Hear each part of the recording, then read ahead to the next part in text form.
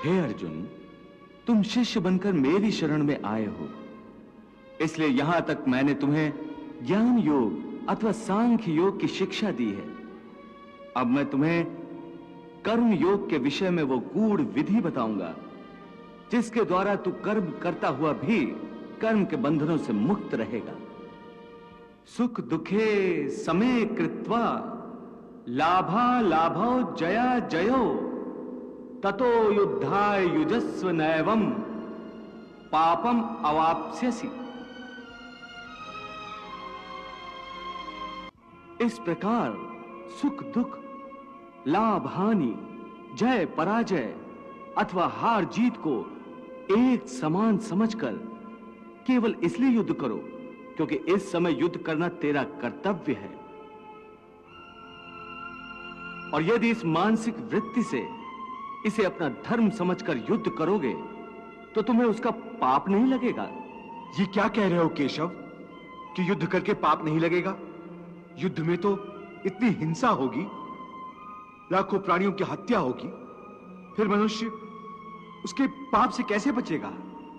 यदि कोई भी कार्य निष्काम कर्म योग की रीत से किया जाए तो ना उसका पाप लगता है और ना उसका पुण्य मिलता है। निष्काम कर्मयोग? हाँ, निष्काम कर्मयोग। ये कौन सा योग है माधव जो मनुष्य को पाप और पुण्य दोनों से मुक्त कर देता है? ये एक गूढ़ विद्या है पार्थ, जो इसके रहस्य को समझ लेता है वो इस संसार में रहते हुए भी, संसार के सारे कर्म करता हुआ भी कर्म फल के बंधन से मुक्त रहता है। ये बड़ी अनोखी बात कर रहे हो केशव। मेरी बुद्धि अभी तक इसको ग्रहण नहीं कर रही।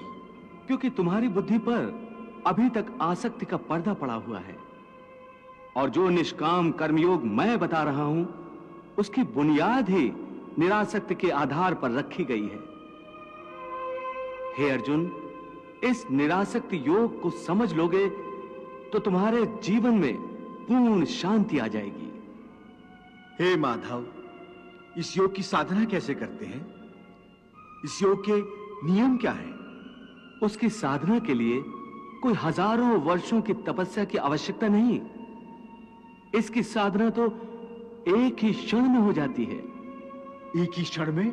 हाँ, एक ही क्षण में। जिस क्षण में प्राणी अपने मन का रवैया बदल लेता है वही क्षण। परंतु हे केशव, कोई भी मनुष्य एक ही क्षण में आसक्ति को कैसे छोड़ सकता है? जब वो कर्म करता है तो उसके फल की आसक्ति तो उसे कर्म का हिस्सा होती है, जिसके अंतर्गत फल पाने की इच्छा से ही कर्म करता है। हे अर्जुन, बस यहीं से निष्काम कर्मयोग की साधना शुरू होती है। अर्थात तुमने कहा कि प्राणी फल पाने की इच्छा से ही कर्म करता है, परंतु निष्काम कर्मयोग यह सिखाता है कि फल पाने की इच्छा से नहीं, बल्कि अपना कर्तव्य पूरा करने के लिए, अपने धर्म का पालन करने के लिए कर्म करो। फल पर भरोसा रखकर कर्म मत करो, क्योंकि फल पाना तुम्हारे हाथ में नहीं, तुम्हारे अधिकार में केवल कर्म करना ही है। कर्मण्येवाधिकारस्ते मा फलेषु कदाचन मा कर्म फल हेतुर्भूर्मा ते संगोस्त कर्मणि। हे पार्थ, तुम कर्म कर सकते हो, कर्म करने का संकल्प कर सकते हो, परंतु इसका फल पाना तुम्हारे हाथों में नहीं है। हे मधुसूदन, मैं जिस काम का संकल्प करूंगा वो काम तो मैं करूंगा ही। जब भोजन करने का निश्चय करके बैठूंगा तो निवाला उठाकर मुंह में रखूंगा ही, तभी तो उसे खाऊंगा। यदि वो खाने का निवाला तुम्हारे प्रारब्ध में नहीं है तो उसे तुम मुंह तक तो ले जाओगे, परंतु उस ग्रास का एक दाना भी अपने मुंह में नहीं रख सकोगे। हे अर्जुन, केवल कर्म का संकल्प ही प्राणी के अधिकार में है, उसका फल प्राणी के अधिकार में नहीं है। वो कैसे? मैं बताता हूं कैसे। पार्थ, तनिक उस दृश्य की कल्पना कि नगर धनवान के सामने बड़े स्वादिष्ट भोजन की थाली परोसी गई है। थाली सोने की है, गर्मा गर्म व्यंजन भरे हुए हैं, जिन्हें देखकर वो बहुत प्रसन्न हो रहा है। वो बड़ी प्रसन्नता से पहला निवाला उठाता है।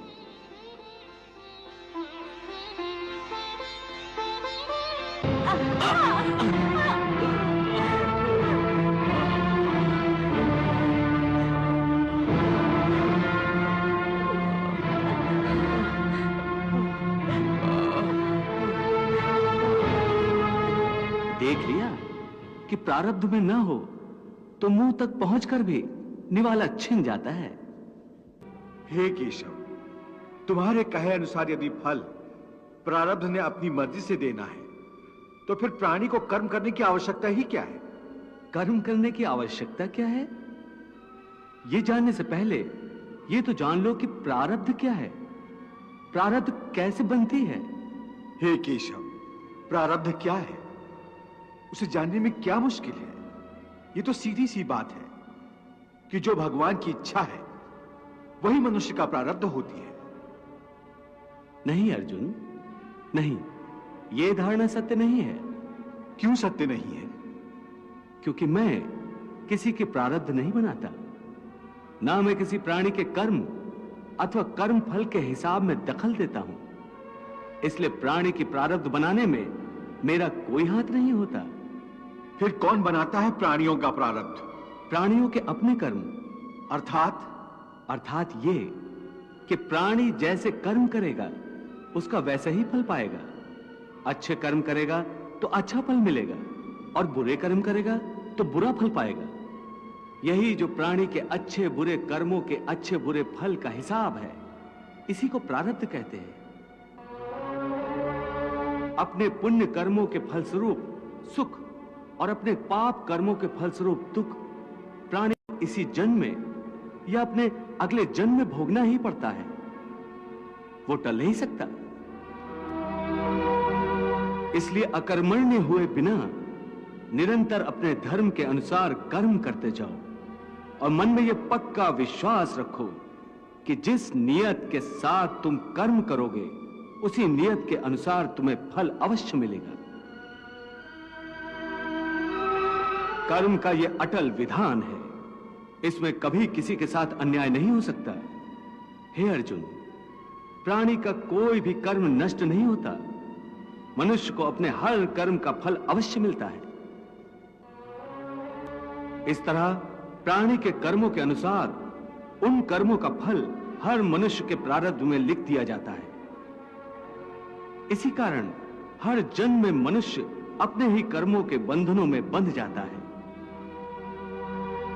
इसी कर्म के बंधन में बंध जाने के कारण मनुष्य आवागमन अर्थात जन्म जन्मांतर के चक्रव्यूह में फंसा रहता है और उसे मोक्ष प्राप्त नहीं हो पाता।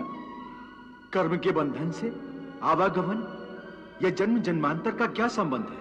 मनुष्य अपने एक जन्म में जो कर्म करता है उन कर्मों के फल के रूप में पाप और पुण्य दोनों ही होते हैं। कभी पाप अधिक होते हैं तो कभी पुण्य। दोनों का दुख सुख भोगते हुए मनुष्य अपने नए जीवन में जो कर्म करता है उनका हिसाब पाप पुण्य के खाते में नए सिरे से लिख दिया जाता है। इस तरह इन नए कर्मों को भोगने के लिए एक और नया जन्म लेता है और जन्म जन्मांतर का यह सिलसिला लगातार चलता रहता है और मनुष्य की आत्मा का अपने परमात्मा से मिलन नहीं होता, जिसे मोक्ष कहते हैं। हे कृष्ण, इसका अर्थ तो यह हुआ कि मोक्ष प्राप्त करने के लिए मनुष्य को पाप और पुण्य से बचने के लिए कोई कर्म ही नहीं करना चाहिए। सारे कर्मों का त्याग करके सन्यासी बन जाना चाहिए। कोई भी मनुष्य अकर्मण्य नहीं हो सकता। कर्म तो उसे हर स्थिति में करना पड़ता है। परंतु सन्यासी तो कर्म का त्याग तो करते ही हैं। हे पार्थ, सन्यासी भी कर्मों का त्याग नहीं करते, न ही कर सकते हैं।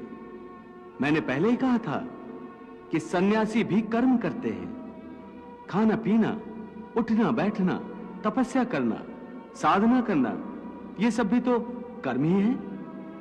कर्म से कोई कैसे मुक्त हो सकता है? हे केशव, जब कर्म से मनुष्य मुक्त नहीं हो सकता तो वो कर्म कैसे करे कि उसे पाप और पुण्य से मुक्ति मिले?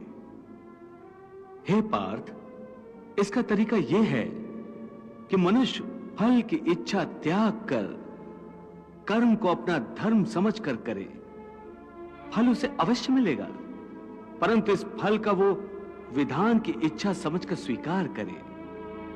ज्ञानी पुरुष इसी योग को अपनाकर कर्म योगी बन जाते हैं। वाह प्रभु वाह।